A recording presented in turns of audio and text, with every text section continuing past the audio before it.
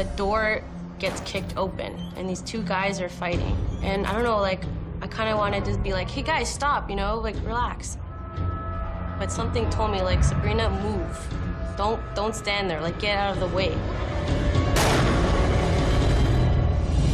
I looked over, and my closet door was open, and there was a man hanging on a rope. You could see the rope going up to the back and, like, hanging from the top of the closet. And he was yelling at me, and I didn't know what to do.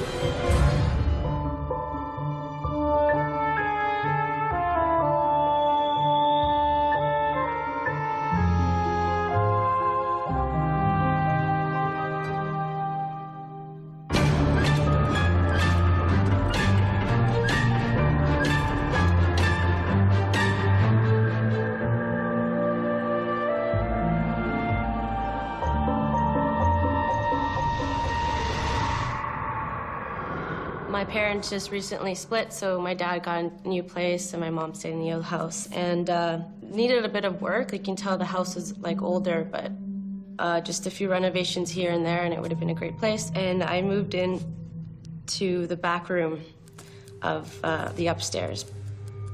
It was a very small room. And if anyone sleeps in there, they feel like so claustrophobic, and it's dark. And then after a while, I would hear things here and there.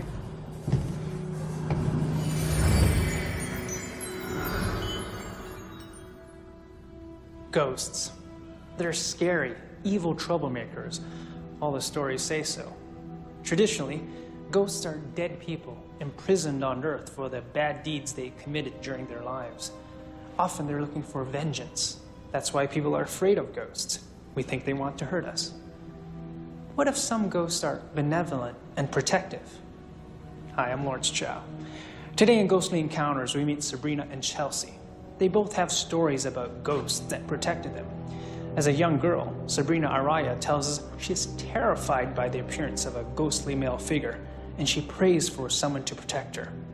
Her prayer is answered, and Sabrina's protector arrives in a most unexpected form.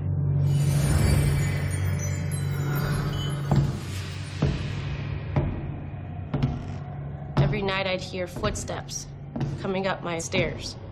I was 10 years old. I'm like, who is that? I knew that everyone was asleep, everyone was upstairs, and I thought someone was coming into my house. I thought someone was breaking in. I was so sure that I was hearing these footsteps and didn't know what it was. I was scared. He had a heavy step. It was like a creepy, like, you know, it wasn't like a little like kid, or it was like an old man, like, and it just didn't feel like it was normal.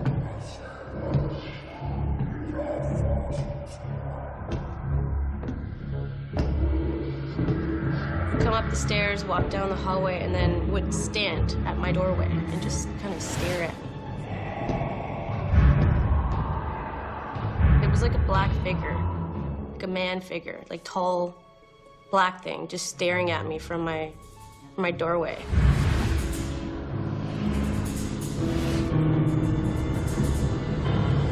I don't know. I don't think my mind wanted to see it. I think I was so scared that I didn't want to really see what it looked like. It wouldn't come in my room. It would just kind of stare at me.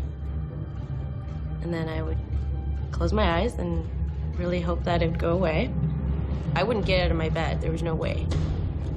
And then it would walk back down the stairs. And it'd come back up the stairs, stare at me again.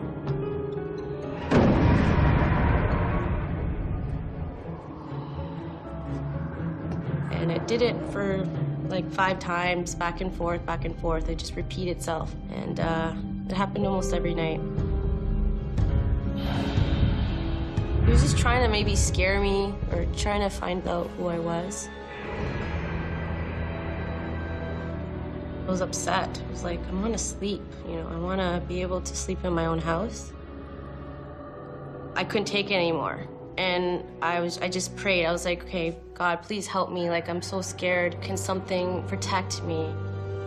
And that's when she came.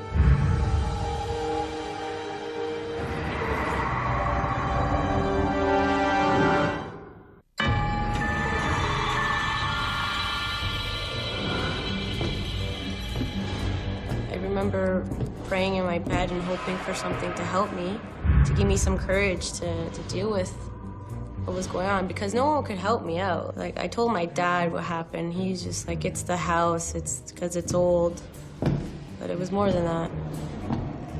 When you can't sleep at night because you think someone's walking up your stairs, it's not the house making that noise, it's something else.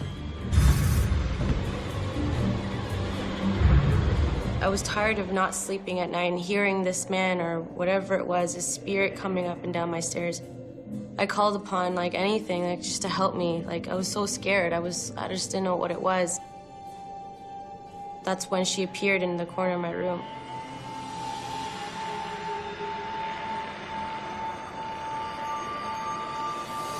It was like a white, like floating image of a body, long black hair, big black eyes, pale skin, and big red lips. She was floating though. She wasn't standing. She was floating in the air. And at first I was scared. I was like, "Who are you?" "I'm your Aunt Maria." But this was in Spanish. So I said, "Okay." She said, "Don't be scared. I'm here to protect you." And then I went to sleep. I felt that she was a spirit. She was my like angel. Yeah, it was comforting when she came. I felt at ease. I felt safe. It was a different, whole like opposite feeling from having that thing walking up my stairs and feeling scared and not knowing what it is, and the soothing voice too it was comforting. I didn't know who she was. I didn't know until I actually asked my dad. The next day, I told him about what happened, and he's like, that's your aunt. That sounds like her, that like the description you gave me." Then he started to believe me. He showed me a picture of her once. She passed away a while ago. She's a very kind woman, and my dad loved her very much. They just don't really talk much about her. Aunt Maria was the matriarch of Sabrina's family, and all of her relatives loved and respected her. She died in Chile long before Sabrina was born. Nonetheless, Sabrina feels her aunt was with her throughout her childhood. Aunt Maria protected her from danger and helped her deal with the challenges of growing up. But when Sabrina was in her 20s, she needed her aunt even more than ever, and Maria's protection became a matter of life and death. I was at a nightclub. It was like an after-hours nightclub. And we were just hanging out, having some fun, and then the door gets kicked open, and these two guys are fighting. And I don't really like to, like, break up fight. I just don't like to see them. I don't like confrontations or anything, and I kind of wanted to be like, "Hey, guys, stop, you know, like, relax." But something told me, like, "Sabrina, move. Don't stand there. Like, get out of the way." So, like, literally 2 seconds, I move, I stepped out, the guy pulled a gun and shoots him in the stomach. So I would have been right in the middle of that. I would have been dead. I wouldn't be able to tell you my story, you know. She has my back, which is cool.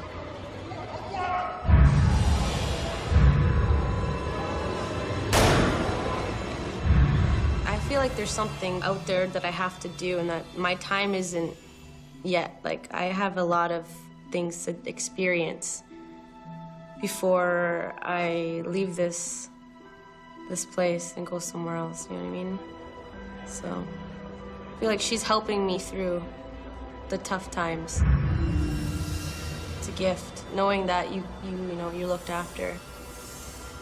I think that she really loves me. Like, she wants to know that I'm okay, wants to make sure that I'm safe. She's like a friend, you know, like a good friend that you rely on. It's like a big hug, like a nice warm hug, like, but in my head. I don't know if that makes any sense, but it's like she's there, and she's helping me and protecting me, and it feels good. I most definitely believe that everyone's angel's always gonna be with them. They're your guardian angel. They're gonna be with you for your whole life. In the Christian tradition, guardian angels watch over us and sometimes intervene in human affairs. Some Christians, especially Catholics, believe each of us has our own guardian angel. Sabrina believes the ghost of Aunt Maria is her special protector. But Chelsea Williamson claims she has not one, but many ghosts protecting her. I've encountered many things throughout my life that some people can't seem to explain to me. It was a mixed emotion. I wasn't quite frightened, but at the same time, being at a young age, and I hadn't really opened up to anybody about it yet because I didn't even understand it to myself. Being as young as I was, I didn't know what to feel. Like, I felt safe on one side, but at the other side, it's like, oh my goodness, what is this?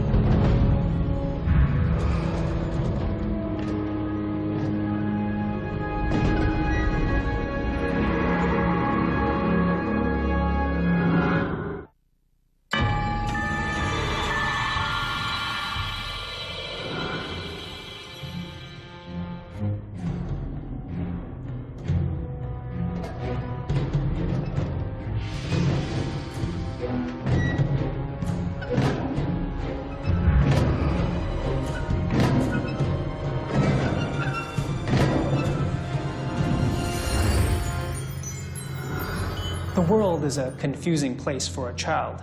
Throw ghosts into the mix, and it gets even more bewildering.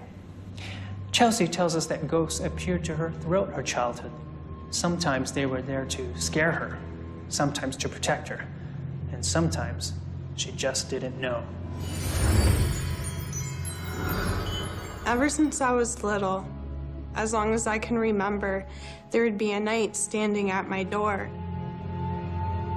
And I remember his weapon. It was like a ball with the spikes on a chain. And the way he was standing, he was facing out, so it almost looked like he was protecting me or protecting the room that I was in. And when every time I looked at him, he would turn around and he would walk towards me as if I asked him to or something.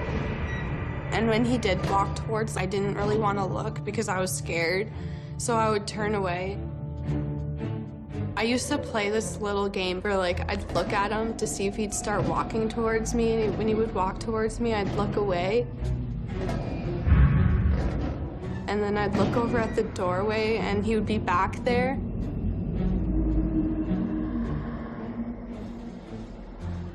Because I was so young, it was frightening. I didn't understand what he was doing there. I hadn't really talked about it too much to anybody, so it was like I was trying to figure out what is this thing doing in my doorway. I got used to him a little bit after being there, but there was still that little fear there, not knowing who or what he was. Eventually, my mom told me if I'm ever scared of something, I can tell them to go away. So I told him to go away.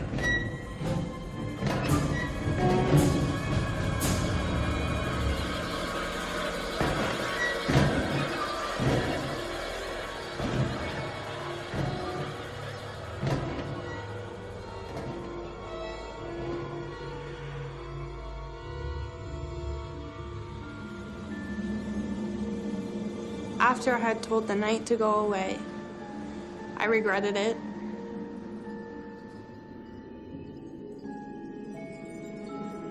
I remember laying there in bed and hearing rustling around. So I looked over and my closet door was open and there was a man hanging on a rope. You could see the rope going up to the back and like hanging from the top of the closet. It was really weird because it was like he was moving and everything and he was yelling at me and his pants were like ripped and dirty.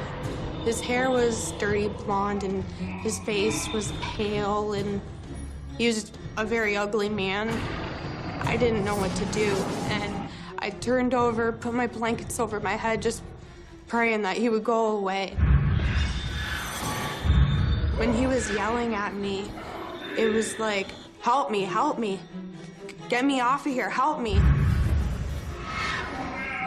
He was very scary to go from a night standing at my door to this scary figure in my closet yelling at me was probably one of the most frightening things a little kid could see.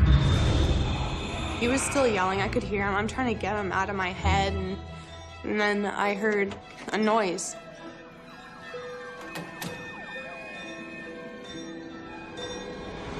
And I saw a couple of policemen.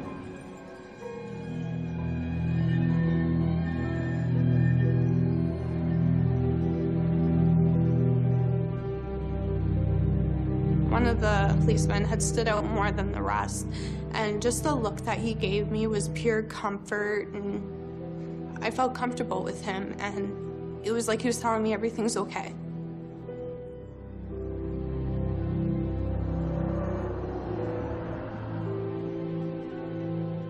He's gone. You don't have to worry about him. You can go back to sleep.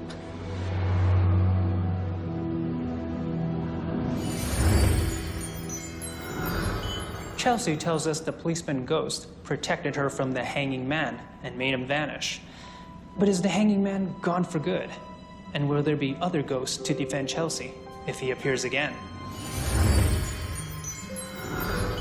I went to the park with my sister. She was over at the playground area with her friend. I went off by myself to play basketball. Something caught my eye and I looked. And it was a man hanging on the rope again. And he was hanging from the swing set. I kind of stood there in fright. Oh my gosh, he's back. And once again, he was yelling at me, help me, help me. And I didn't know what to do, and I'm by myself at the other end of the playground. And I had looked over by the park bench, and there was a black man sitting there. And I could tell he was a spirit. He was looking at me, so I knew, like, he knew that I could see him. And he was very tall. He was a big man. So he made me feel comfortable. I wasn't really frightened of him.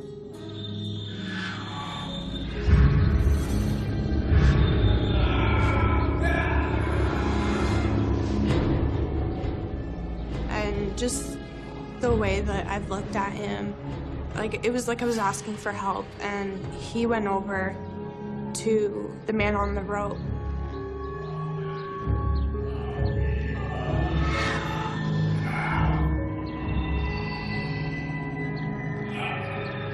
And he told him that it was time to go away. He was dead. And it's almost like they just fade out and they're just gone. And I have never seen either one ever since. With the man on the rope, on one end I felt a little bit relieved because he was gone, but at the same time I was still a little frightened that he had come back. I don't think he knew that he was dead, and he needed somebody to reassure that he was. If I were to see the hanging man again and have the chance pretty much to get him gone myself instead of asking for help, I think I would pretty much just tell him that he's dead, he has to move on, I can't help him, and he has to go to the light, to the other side where he will be happy, and there's people there waiting for him. Sabrina tells us that her guardian angel, Aunt Maria, appeared because she prayed. But Chelsea claims that she didn't ask for her defender ghost to show up. Sabrina's protector, Aunt Maria, is a deceased family member. But Chelsea's spiritual defenders are strangers to her. Despite these differences, both stories have an important common element. Both Chelsea and Sabrina tell us they experience good and bad ghosts. From Sabrina's and Chelsea's stories, we can come to a conclusion that many others have arrived at throughout history. It would seem that if there is a ghostly world, it's a lot like ours, full of creatures, both good and evil.